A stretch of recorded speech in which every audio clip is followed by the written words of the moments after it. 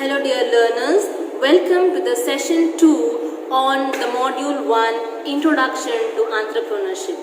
In today's session, we are focusing on the functions of entrepreneurship. Functions of entrepreneurship means what is the work of an entrepreneur. If you are an entrepreneur, what are you supposed to do? You are supposed to focus, point number 1,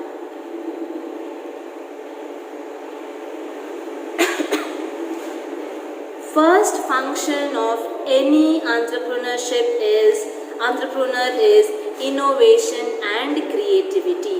That means an entrepreneur or an individual who wants to be an entrepreneur should focus on innovation and creativity.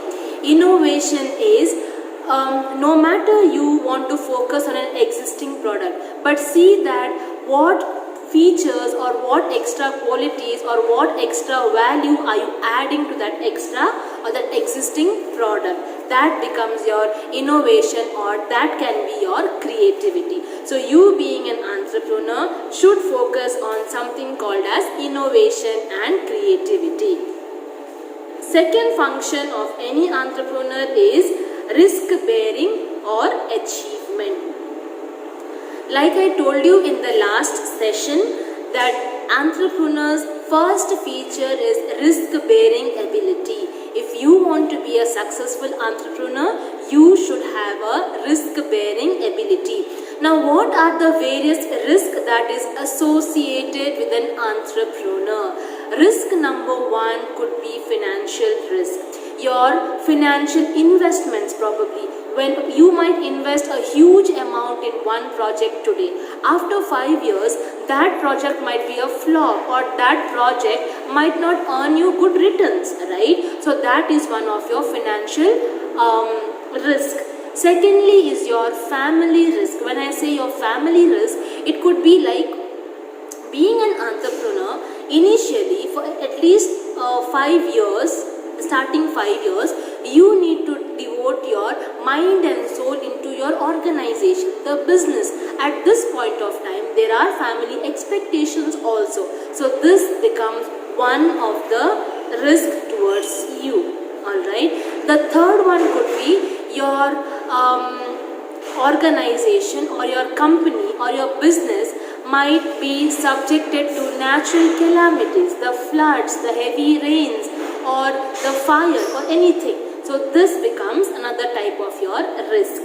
Next comes your organization and management. How are you organizing people? How are you organizing machineries? How are you organizing your shareholders, the stakeholders? How are you organizing or managing your dealers? How are you organizing and managing your distributors? All these things will become your point number 3, organization and management. Point number 4 is your research. Now what do you understand by research?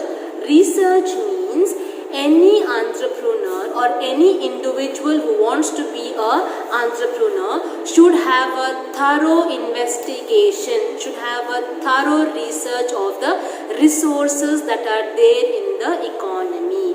What is your country good at? He should have a thorough research of the consumers. What are their taste and preferences? What do they like? What are they preferring?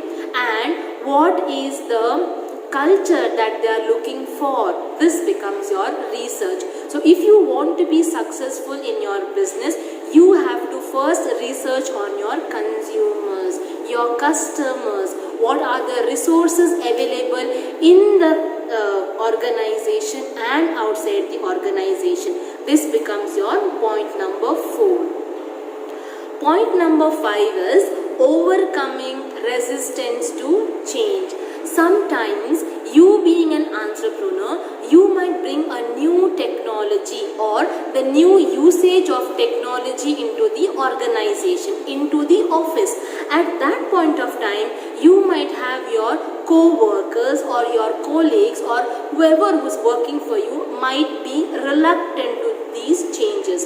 For example, there was a point wherein the employees of the banking sector refused the usage of computers in earlier days. When the computers were first introduced in an economy, banking sector employees were reluctant to use the computers because they were used to working manually, right? So this problem can happen to you also.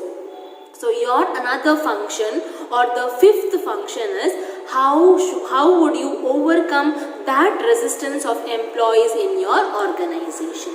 And the last one is you have to focus your mind, you have to focus your functions into the economic development also. See what is lacking in your economy, see what is lacking in your country, see what opportunities you have in an economy, and accordingly exploit those resources for the better living of an individual, better living of the people of your country. So these become your functions of entrepreneurship. So functions of entrepreneurships are different in different textbooks probably, but then because here we have a mixed audience, we have commerce background audience as well as non-commerce background audience, I made it simple for you to understand with these 6 functions of entrepreneurship. So innovation and creativity is you basically focus on something new, try to get something new into the economy, try to get new, be different from your competitor. Risk is you should be in a position to grab the risk. Sometimes you might invest in crores and crores, but then your earnings are zero. Even then you should have an ability to digest that risk, digest that loss. That makes you an entrepreneur. The third one is organizing your men, machine and material, and how are you managing? How are you keeping up that relationship with your dealers, with your shareholders, with the government and things like this. Next one is research. Your fourth important function or the fourth important work is you have to research on your product, research on the preference of your customer, research on the availability of that resource in your economy, research on the various backgrounds of the competitors, research on what they are selling, or for how much are they selling and things like that. So research becomes a very important part of your function. Next function is overcoming resistance. See that you give equal training to your employees so that they don't resist to change.